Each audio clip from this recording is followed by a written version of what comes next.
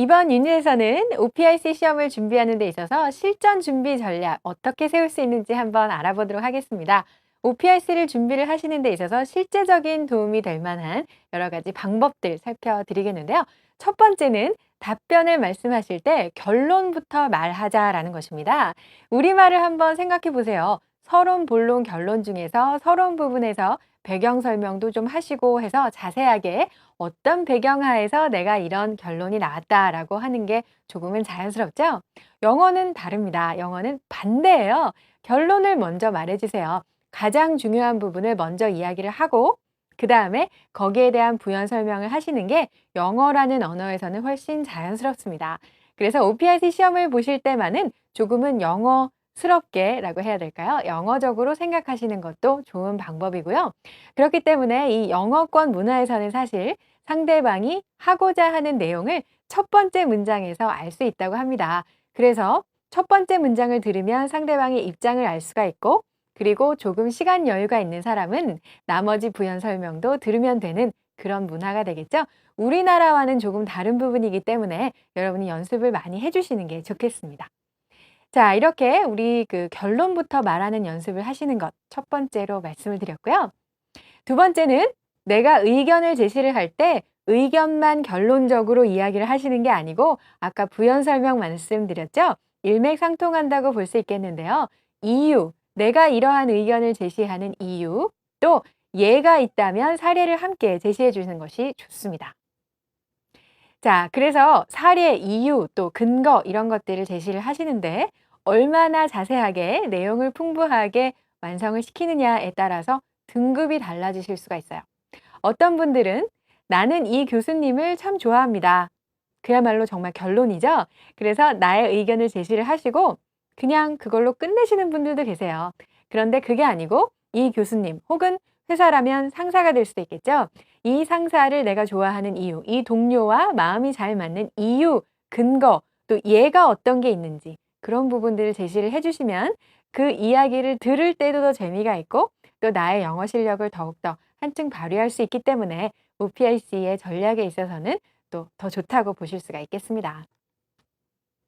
자, 그 다음에 스토리텔링에 익숙해지셔야 되겠습니다. 스토리텔링은 그야말로 tell a story, 이야기를 해준다는 뜻이죠. OPIC 시험은 단답형 문제가 절대 아니고요. 문제가 여러 가지 주어질 수도 있지만 거기에 대해서 나는 여기에 삽니다. 나는 이 아파트가 좋아요. 이렇게 한 문장으로만 답해서는 높은 등급을 받으실 수가 없어요. 여러 가지 질문이 나오는 이유는 그 질문을 취합해서 나만의 이야기를 한번 완성해 보라는 취지이거든요. 자, 그래서 간단한 문장들 쭉쭉 열거해 주시는 것은 이제 벗어나셔야 되겠고요. 연결어를 좀 적절하게 사용을 하셔야 돼요. 그래서 뭐 순접, 역접 이렇게 이야기를 하죠. 뭐 and라든지 but이라든지 이런 접속사를 사용을 하셔야지만 하나의 이야기, 즉 스토리를 들려줄 수 있게 되는 것이죠. 자, 중요한 부분이니까 꼭 염두에 두시고 많이 연습하시고요.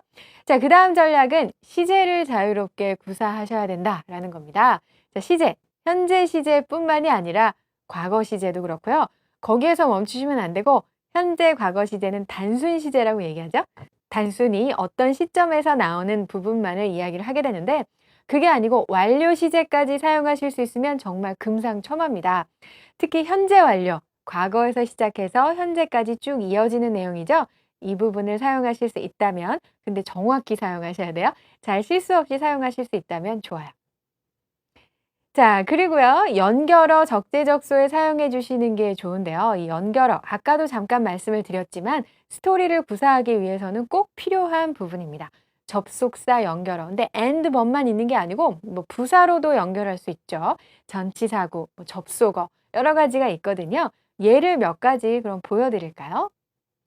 For instance, for example 이런 거 있죠. 이거는 예를 들을 때 그야말로 쓰는 말이죠. 예를 들어서 이런 일이 있었어요 할 때는 문장 앞에 for example 이렇게 쓰실 수가 있겠죠. 자, 또 furthermore 이런 것도 있어요. 게다가 라는 뜻이죠. 내가 그래서 부연 설명을 덧붙이고 싶을 때 문장 앞에 한번 써주세요. 자, on the other hand라고 하면 반면에 란 뜻이죠. 자, 손이 이 손이 아니라 그 다른 손이라는 거는 on one hand 한쪽으로는 한편으로는 이런 거를 얘기할 수 있는데 on the other hand 그 반면에 뭐라고 또 이어지는 거죠. 그러니까 어때요? 조금은 역접의 내용, 반대되는 내용을 소개하고자 할 때 쓰실 수가 있겠네요. Luckily 이렇게 문장 시작하실 수 있어요. 아주 간단하죠? 운이 좋게도 내가 시험을 잘 봤어요.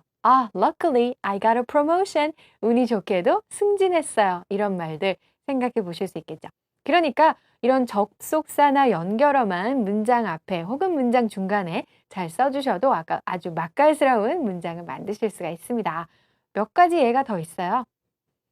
Back then, 과거의 경험을 이야기를 할 때, 그때는, 과거에는 이라고 이야기하면서 어떠어떠했다. 과거 시제를 이제 사용하겠다라는 것을 보여주는 하나의 또 문장 앞에 나올 수 있는 말이 되겠고요. For one thing, 이런 말도 있는데요. 들어보셨나요? For one thing 하면 하나로는 이렇게 직역할 수가 있을 텐데 이런 경우에는 내가 여러 가지를 열거해야 할 때 쓰시면 좋아요. 열거만 하면 재미가 없잖아요. 그리고 어떻게 보면 등급을 올리는 데도 조금 한계가 있는데 열거를 하는데 예를 들어서 하나하나 설명을 조금 부연 설명을 붙여준다든지 그 앞에 접속사나 연결어를 쓰셔서 이제 그 다음 걸로 넘어갈 거예요 라는 걸 알려준다든지 하는 것도 좋은 전략이죠. Personally 이런 말 요즘에 구어체에서 많이 들을 수 있어요. 개인적으로는 이란 뜻이에요. 그러니까 사실 이 말은 안 써도 되는 말이죠. 내 개인적인 의견을 지금 얘기하고 있으니까 당연히 내 개인적으로는 이렇게 생각해요 라는 말이긴 한데 personally 라는 말을 요즘에 원어민들이 많이 사용하기 때문에 또 뭐 꼭 쓰지 말라는 것이 아니라 여러분들도 쓰시는 연습을 하시거나 아니면 뭐 문제상에서 들었을 때 또 듣고 이해하시는 그런 부분도 필요하겠죠. 개인적으로는 이래요 라는 그런 의미가 되겠습니다. 자, 그 다음에 우리 발음 짚고 넘어가야 될 텐데 오늘 발음 같은 경우에는 OPSC 평가 기준에서 큰 부분을 차지하지는 않아요. 그런데 중요한 건 뭐냐? 정확한 발음이 필요하다는 겁니다. 그래서 굴러가는 발음이 아니라 발음을 잘못했을 때 다른 단어로 오해받을 수 있는 단어들이 있죠. base하고 vase가 그렇죠. B 발음, V 발음 이런 것들. pace하고 face. 우리말에 없는 발음 특히 연습 많이 하시기 바랍니다. 네, 그래서 유창한 발음, 또 속도도 알맞게 답변하신 것 중요하고요. 내가 발음을 정확히 하고 있는지는 평소에 내가 이야기하는 내용을 녹음해서 들어보시는 것도 좋은 방법이에요.